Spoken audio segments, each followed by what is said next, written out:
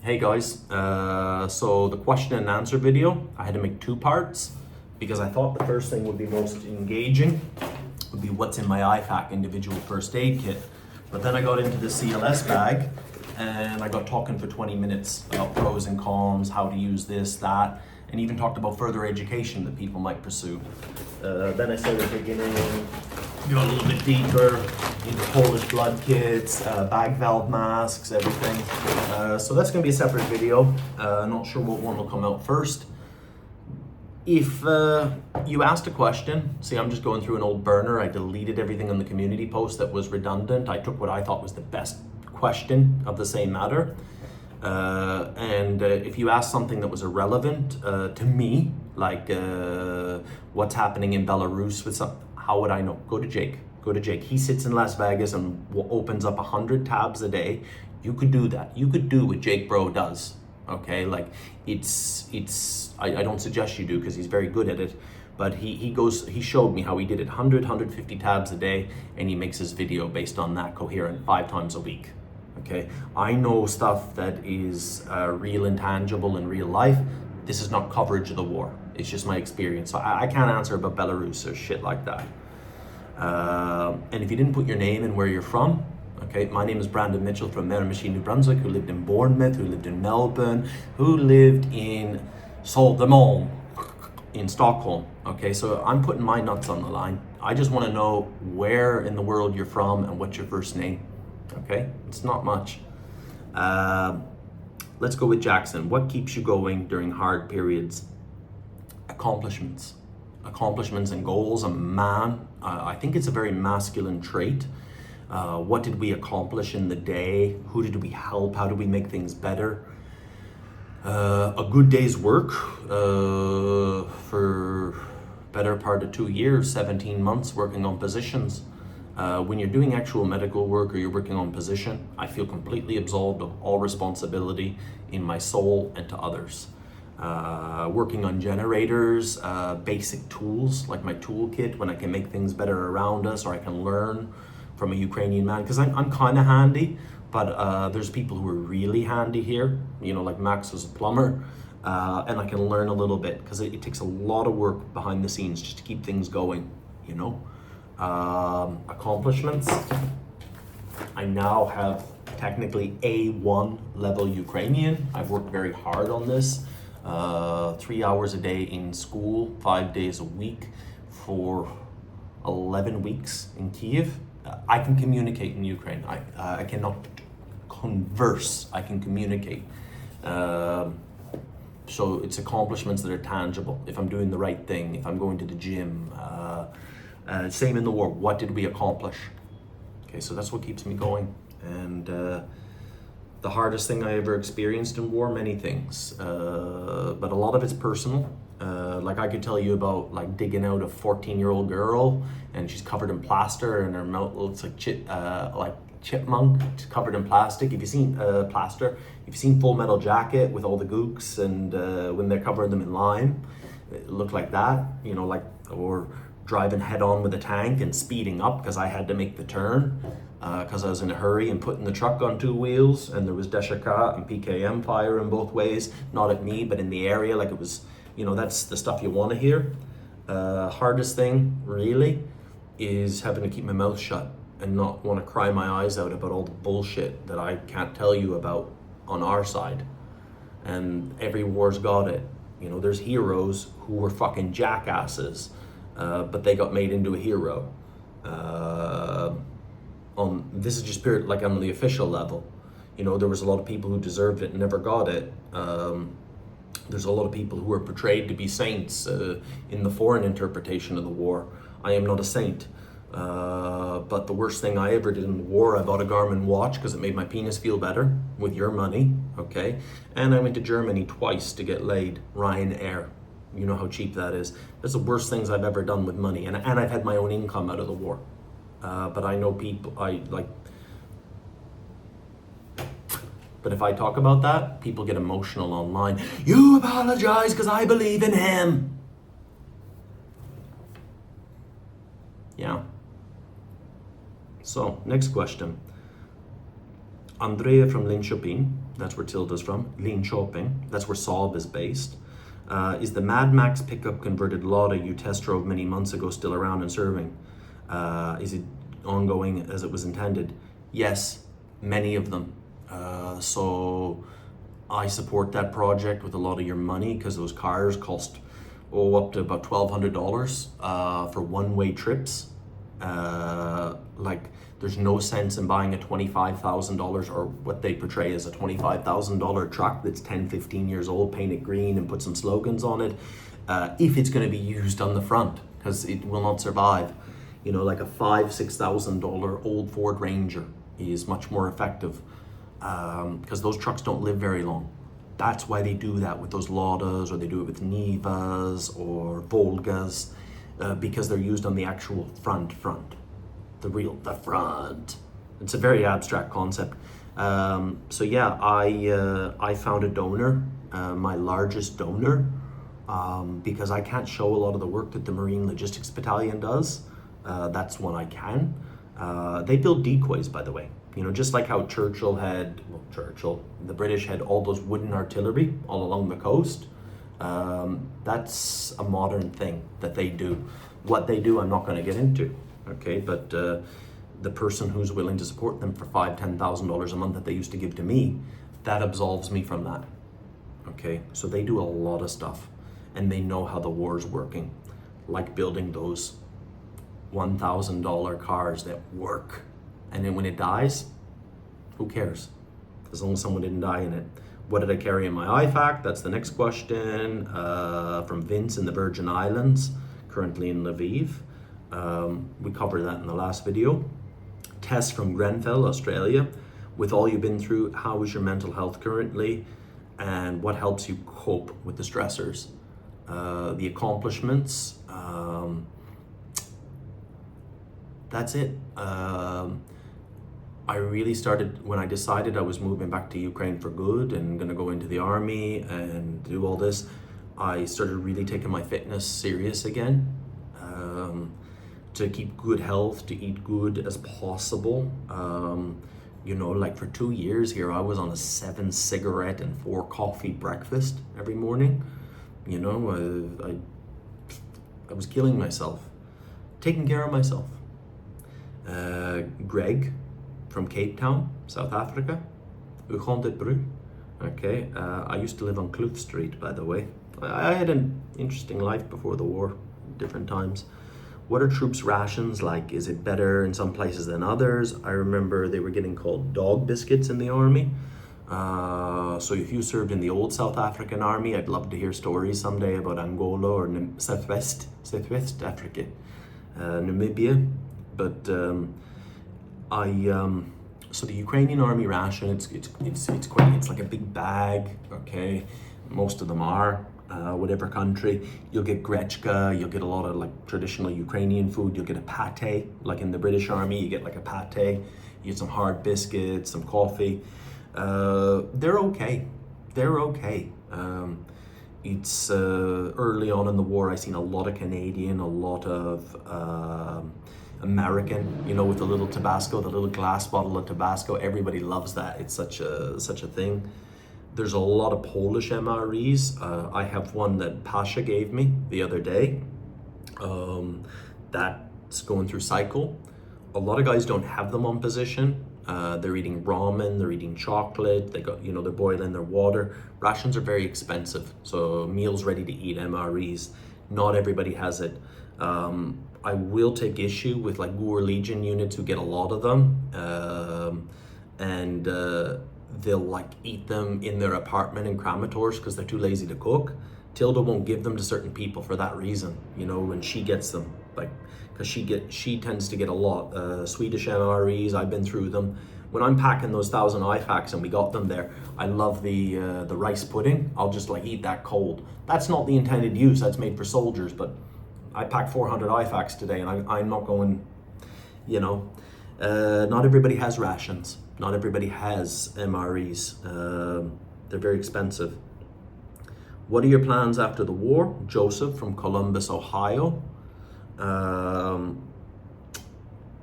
don't know how long the war is going to be. I think it's going to be like another 5 years at least. And I want to study. I want to get a paramedic degree, I'd like to get a special degree in maritime and austere medicine. It's not cheap, it's expensive. The internships are all around the world, but I'm really inspired by the faculty and the alumni from when I went to Malta. That's the kind of people I want to be involved with, those type of consummate professionals who do it because they love it. You know, it's become a lifestyle. It's not just a job, it's a life. Brandon, how was your journey through the 12-step program? Is there any step that really clicked with you, and how do you bring practice into what you're doing today? I'm currently on step 9, making amends. Donald from Ireland. So a 12-step program, a recovery program, an abstinence-based recovery program. In 2012, New Year's 2012, that was the last time I had a drink or a drug in Bendigo in Australia with my ex-girlfriend. And on the 17th of January, I walked into a 12-step room. I will never name the 12-step fellowship because we maintain anonymity at the levels of press, radio, and film. That's in our traditions. But I'm in an abstinence-based 12-step program. The first 3 steps, admitting that we're powerless over our addiction, that our lives have become unmanageable, to the 3rd step for handing over the care and will of our life to a God of our understanding. That gets us plugged in. But from step 4 to step 7 is the internal work. This happened for me over many months. Making a list of all the people we had harmed and being willing to make amends to them all. We actually took through the Drinkers Fellowship, the friends of Bill. We took the charts for a step 4 to go through a resentment list and to look at my part in the resentment and how I had a part, because this is all my world in my interpretation. That opened up something, and to look at the nature of my wrongs. But through step 7, I would say like step 6 and 7, where I started looking at my character defects and how they manifested, but to how to practice a different way of life. Give you an example. I'll show you if people find this interesting. So I used to be quite spiteful, quite resentful. I couldn't let things go. Sometimes I still struggle with those things, but so little, honestly, so little. I have freedom, like nobody's living rent-free in my head, not too often.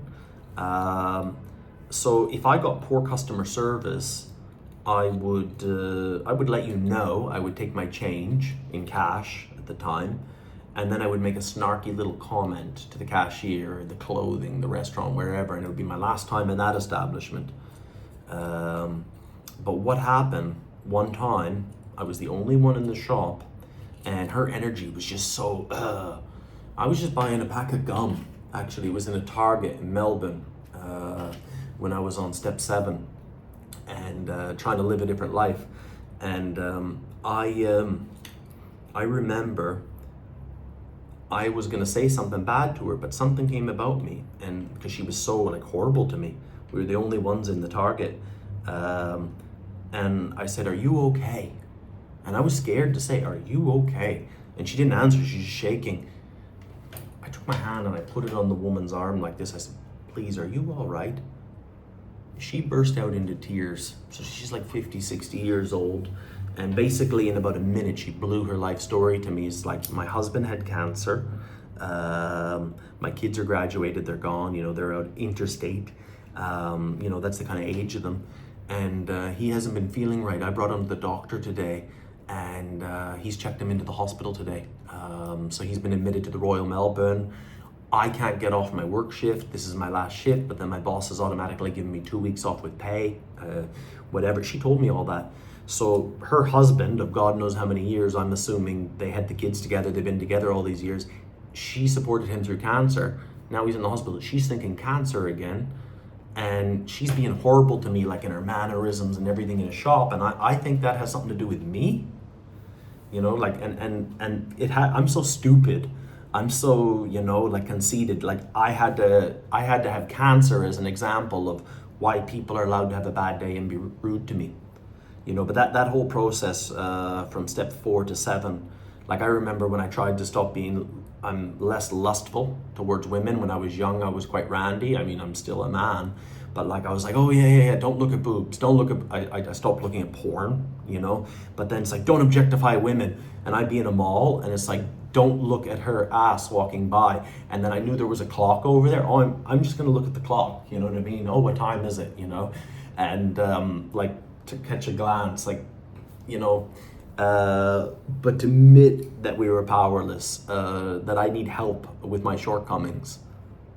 Yeah, a thorough 4 to 7 paves the way for the process from 8 and 9 to actually make a meaningful amends, because we've done work and changed. Because people don't want to hear sorry, you know. I'm sorry as motherfucker my whole life, but to say it from change. And how do I work the steps in my life here? A big thing is the 12th step, carrying the message to those who still suffer, but to practice these principles in all our affairs. The way I conduct myself is not perfect here, and in all areas of life. My business in England, when I finally got it right, I conducted those principles in my business affairs. I conducted those in different areas, not all areas of my life, but with my efforts in Ukraine. Yeah, 100% with the best of intentions. And when I was wrong, promptly admitted in the 10th step, which absolves me from having to do a step 4 and 5 to 7 again, you know, the daily maintenance. Debbie from Orkney Island, after all this is over, will you bring Mossa? I've been to John O'Groats and looked at the Orkneys on a sunny day. Lovely. Been to John O'Groats many a times. Debbie asked, will you bring Mossa to Ukraine? No, it's impossible. If Isabel died, yes. If the war was over, yes. But Mossa was our dog, is our dog. And she's not smart enough for Ukraine. I'm sorry. A lot of dead dogs in this country. So Darwinism, the smart dogs lived and had smart dogs. They're very clever. These village dogs, they're very clever, you know. Not the dumb Maltese and stuff walking around Creshatic, and the pug dogs with those girls. Those aren't smart dogs. I love Mossa and I miss her so much. Ben from UK, why do you do what you do? I got nothing else to do, Ben. I got nothing else to do. Nothing at all, really. There's no place I'd rather be. And I don't give a shit about democracy or I don't care about any of that, or I don't care about Zelensky or Slava Ukraine. I care about my friends. That's what motivates me. I care and love them. And I feel I have some real friends here, you know, like just to know that they're all right, like to know I haven't seen Borsuk in 2 years, but that he's okay and I'm okay, that Pasha's okay, that his mom is okay. And there's that hole in my soul from like being a kid. Oh, Brandon's a good boy, you know, like I'm not looking for gratification from you guys. I'm sorry to say, like, I don't like being on YouTube. I don't like any of this, but like to have the Ukrainians, oh, he's good, we can trust him. That it makes me feel like I'm good enough. You know what I mean? Yeah. Hold them heart. There's no place I'd rather be. I want to share their fate, good or bad. Tina, what are your happiest memories from the last 4 years? What are your dreams? So when we did the second war anniversary tour in England, we went to the St. Mary's Ukrainian school, which is, it's in Holland Park. It's been there since the 20s from the Ukrainian diaspora, from the Bolsheviks, and they have Ukrainian classes, and they asked, one of my happiest memories, Sasha, as you know, Bela Bey, who actually was my Nachmed in 35 Brigade, my medical commander, and now he's number 2 of the logistics polk. You've seen him, like those quad videos. I told those students that When I met his parents at his sister's birthday party, everybody makes a toast in Ukraine. There's a toast to this, a toast to that, a toast to that. You walk into a room with men, you have to shake all 20 hands, regardless of, and the new person comes in, you got to do it again. It's annoying. But toast, when I embarrassed him, and I got his sister to translate, that how proud, like, his mother and father would never know the man I know, who's a good commander, who's not a pidaras commander, that the quality of man he is, that they raised a beautiful son, that is my friend, that I trust, but I was able to tell his mother the quality of man that I know from Karlivka, outside of Seladova, the man that I know from Kherson. That's very happy for me. Shit like that, you know. That the mother would know, that she will never know, but how I know her son, you know. Yeah, I wish maybe it's best they don't understand. Andrew from Pittsburgh, how long do you think it'll take till Chasiv Yar cross belt to fall? What would happen when it does? I don't know what will happen, but with all, Ukraine is the best at getting encircled. We're the best at it. The Chasiv Yar line has held relatively linear, but when it happens, when we pull out, it's very sudden. And what happens, there's a vacuum that will happen for probably at least a week, 2 weeks, when we pull out, and a line will get formed, and then something will start again gradual. It's very bad in Pokrovsk right now. There is, I'm told, I'm not there, I'm told. I'm not going to tell you about Kherson because I'm not there, but I've heard someone talking about Kherson recently who is not there, who's saying things that are objectively not true.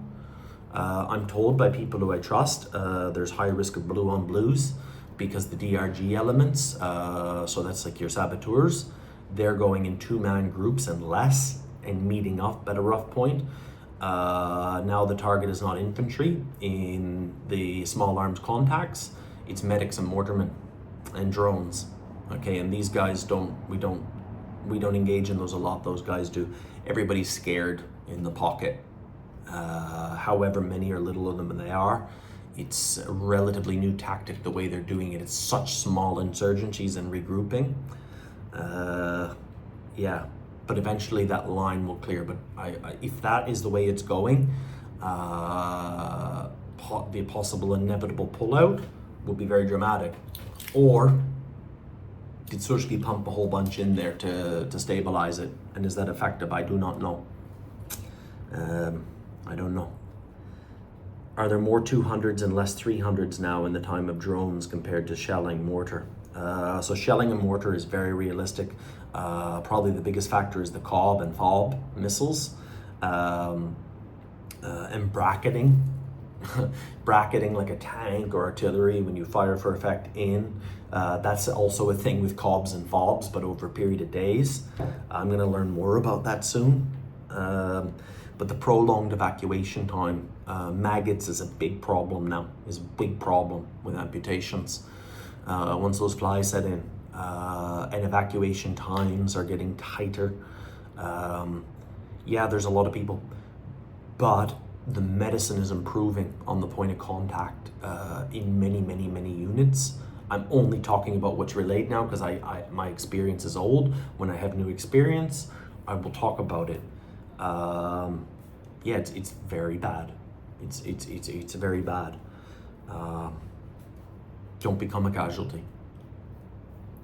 Tom from Poland, what should I take in my backpack while evacuating if you pull a runner? Keep currencies. So bring a bit of food, energy bars are good, stuff like that. If it's going into your car, you can re-effect, but cash, like, you know, I just keep cash from wherever. So we've got zlotys, we've got pounds, we've got euros, we've got dollars, Canadian, we've got Swedish kroner, Danish kroner, we've got euros, we've got states of Jersey, Gibraltar, everything over the years. I never throw away small bits of cash. I've got shekels in here as well. Get used to cash. Get used to cash, you know, like there's probably, this is over years, this is well before Ukraine, but like some of it, Always have cash. Bring a bag, bring a spare change of clothes, the smallest of a shaving kit. Have some water. Hop in your car and go. Head west. Head west. Keep in touch with family, friends. Have a spare phone. Battery packs. Okay, 20,000 milliamp. They're getting cheaper and cheaper. You'll find out as you need it. Think zombie apocalypse, but not a zombie apocalypse. Lorna, what are you wearing for running shoes when you run? I'm a big fan of Asics. Laura's from BC. I track her on Strava. She's pretty fit and tidy, and she's a good runner. Hold on, show you what I got here. So I used to wear those Swiss Tech on cloud because of the forward momentum. I wore those for years. I bought these ones from the discount shop. You know what I mean? I bought them here in Kiev for like 4,000 hryvnia. I never wore Nikes for years, but it's really stabilizing my feet nice. So if people follow my half marathons I do on the weekend, I don't do much running, I just do skipping. I haven't done any bag work in a while. When I do, I still have those old Ons, or I have these Adidas ones, so I can pivot with my footwork. Can't do that with anything with a grip. Okay, you need like a boxing shoe, and I don't wear those. I keep those if I ever box again. Carol from San Francisco Bay Area. How am I? Really? I'm pretty good. I'm really good. Like I'm physically stronger, so might be boring to some people. So the last time I fought was 2019, but I've always been conscious of weight, and I've trained. I was doing sparring, like 6-round sparring up until the war. So say if I fought at 72 kilograms, I started going to like I basically rotted in Sweden mentally and physically. But in January, I decided to go back to the gym, and I got into weights for the first time in my life. Like I don't have the best physique in the world, but I've become strong, and like 72 was my ideal weight. Now I'm about 84 kilograms, 85, and like if I were to fight boxing, like amateur boxing, I'd be 81, a light heavyweight, and that would be very little fat on me, strong. The strength training has helped a lot. Like I say, I'm running these half marathons. I haven't done much to address the soul, but just be kinder to myself and less submissive to people. Always trying to help people. I put people in their place sometimes now. Yeah, I really got knocked for 6, like in probably around March. Something personal in my life that I had to deal with a bit of a loss, and I really had to step up my game and my self-care, and I moved here in April, and I've been pursuing my goals as well, you know.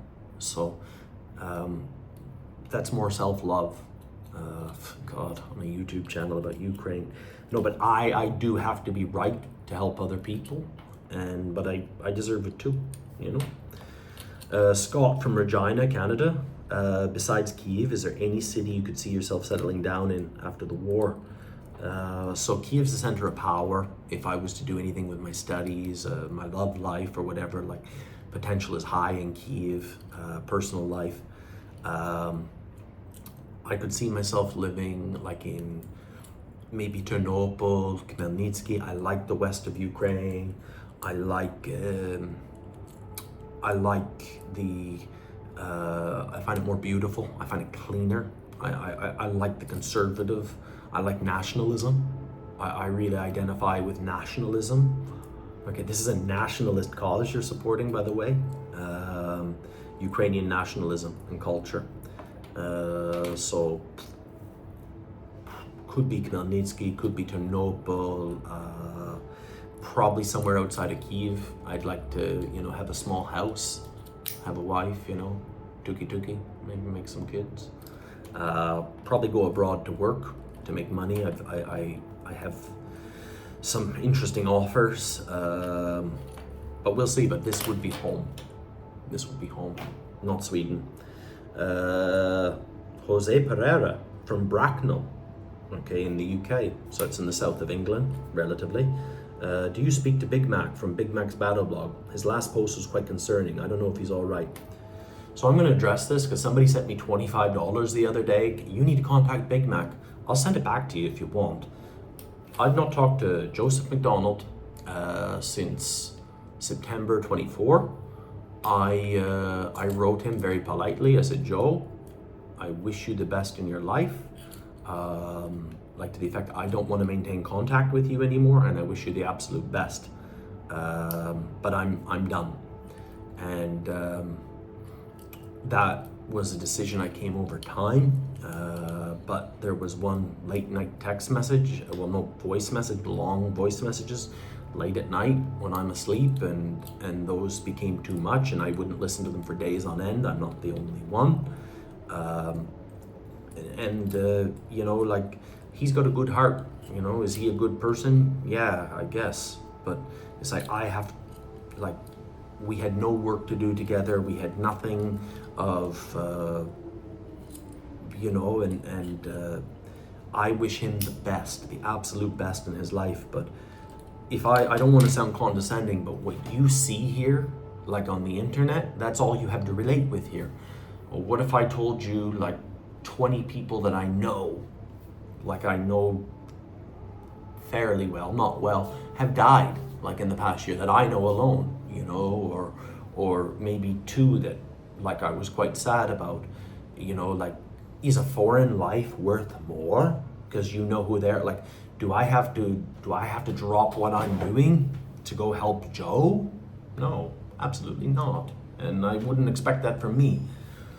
I wish him the absolute best, you know, and but to me, he's not an asset. He's not an asset to me.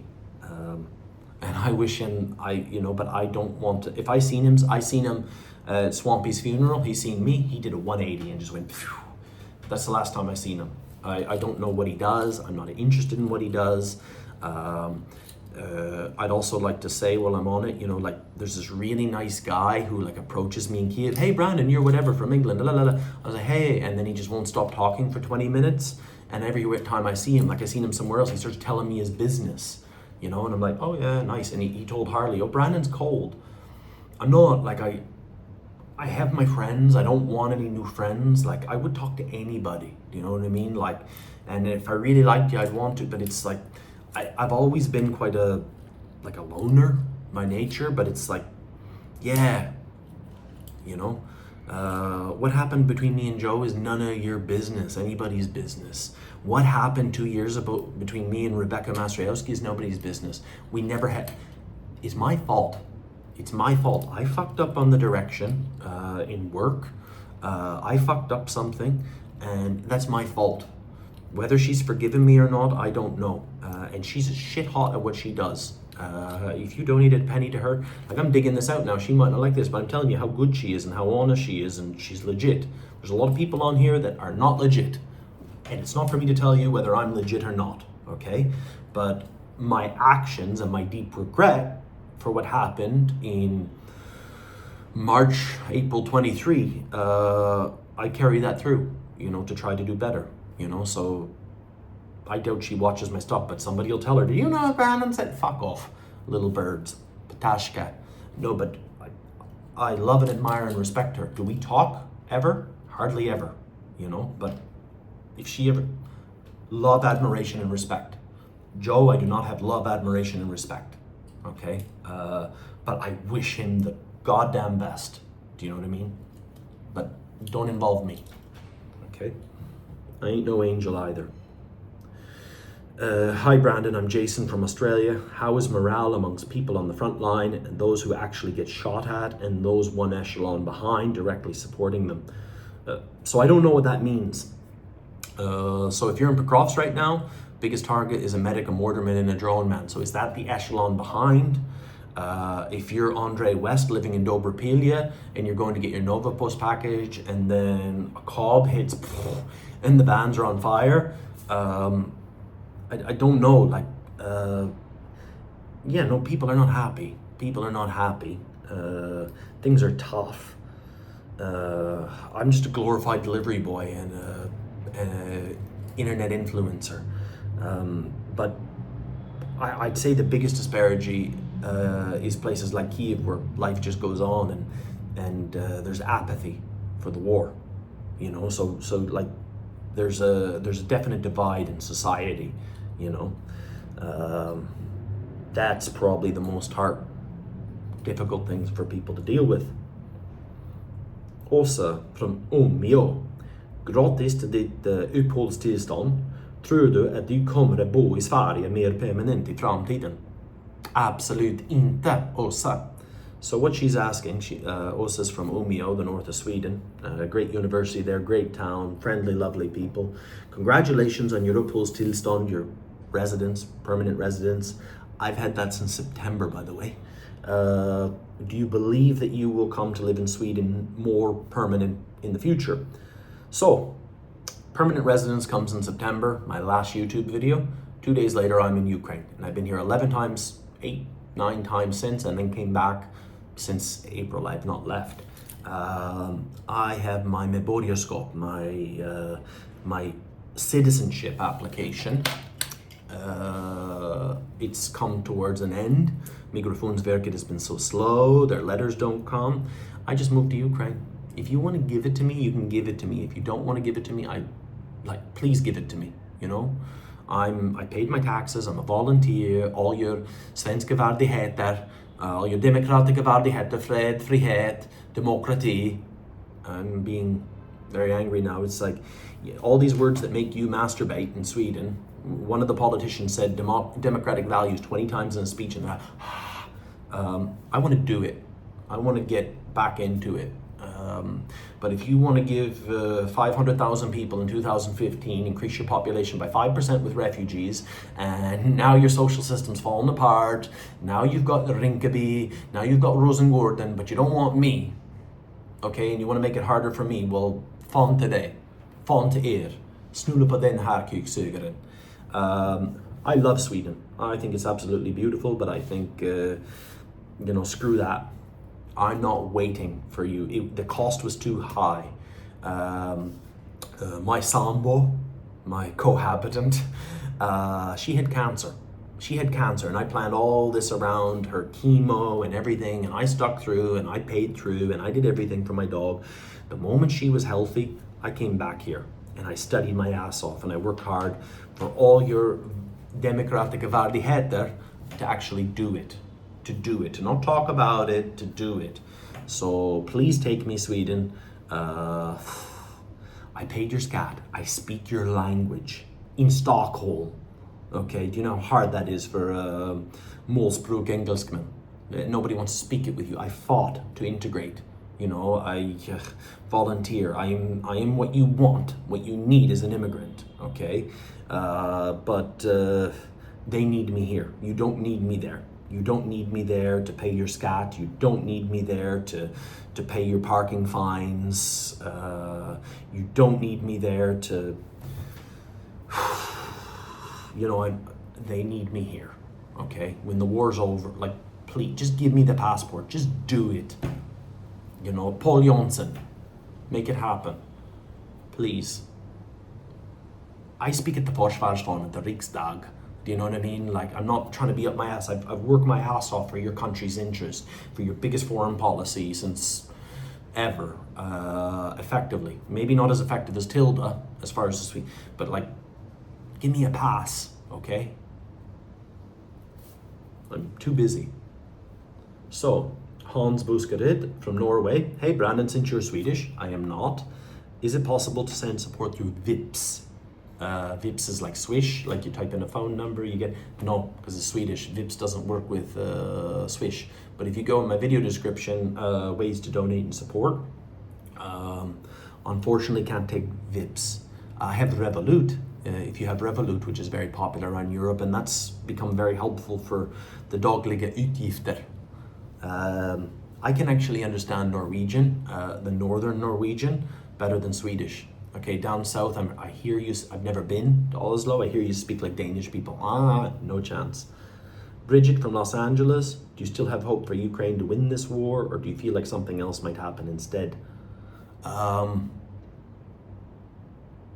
I think it's going to get worse and worse and worse. I have to subscribe to the Jake Bro theory that something Russia will break internally, but I don't hold out for that to happen anytime soon, and I think it's irresponsible for people to think about the end of the war. We must think about a way to increase the attrition of Russians, but I don't think it's going to end anytime soon. But we cannot defeat them militarily. We can inflict as much damage and suffering. I do know the casualty counts are generally higher. It may be swaying. It depends in the direction. Some places we pay dearly. But if you go forward, you have to pay. And that's a principle of war. And Russia pays dearly. But Ukraine pays too. Ukraine pays a lot. So, yeah, please support Ukraine. Please solicit your politicians, your members of parliament, your congressmen, that if they want your vote, they need to support this. Yeah. It's, even if we won the war, it's not going to end well for this country. This country will be for like 50 years, but we can try to mitigate it. Do you know what I mean? We're just trying to, like, if you can just change the angle 1/4 of a degree, you know, in principle. That's what I believe. Alex from Berlin, I had the impression in one video that you would like to enlist again, but not sure if I got it right. Can you please elaborate when, which unit, or did I get it wrong? Yeah, so I'm off to Polygon tomorrow for several months. It's all in Ukrainian. It's going to be interesting. What unit I signed my contract with. I'm never going to talk about that online. A lot of people, even Ukrainians, don't talk about that. And the main reason, because I don't have to. So if I'm in Sumy region, okay, I joined a medical battalion. I'll tell you now, I will work in different areas with different brigades, different independent battalions. But okay, if I'm in Sumy region, that's okay. But then if I tell you that I'm in, let's say hypothetically, let's say I'm in, I don't know, 48 Okremo Medyczne Roto, then that would paint a target of, oh, we're in this area, we're in that. In the Sumy Napromki, that's not a problem. But if we're in that village with that brigade, because they know that, that's a problem. So you don't need to know that. Like if I'm in Donbass, I'm in Donbass. If I'm in Kostantinivka, I'm in Kostantinivka. It's big, you know. But like you don't need to know what company or what is where. So that's the way I'm gonna go with that. Wish me luck. I'm as healthy as possible as I can be. So, last one.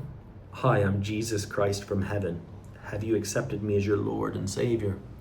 I respect the concept of God as authority, and I've wrestled with God as such for many years. You know, why do bad things happen to good people? Good things happen to bad people. I don't believe in deserve. The word deserve, I think it's very entitled. I think we get what we get. We can try to prepare and try our best. But the higher power aspect, I just try to conduct myself as best as I can. I believe in instinct. Sometimes I go to church. I light a candle for people that are living. And from an old Catholic upbringing, yeah, I struggle with that one, but I really try my best. If you're still watching at the end here, like I named 2 people in the video, like one person I did wrong. Did Joe do me wrong? That's none of your business. That's not anyone. I admit I did like our unit and Rebecca wrong, and I try to atone for that, you know, in my actions. Maybe I'll never see her again in my life. I wish her the best. I would do anything for her. She's an asset. I don't know what he does. I don't know what he does, where he goes, whatever. I wish him the absolute goddamn best. But it has nothing to do with me. Nothing to do with me. Yeah, sorry, can't be your white knight. Write to him, write to him. Joe, Panama Crow, whatever, Giza Fiver, Giz, write him. Ask, take your own action. Don't put it on me. I don't accept the responsibility. Question and answer.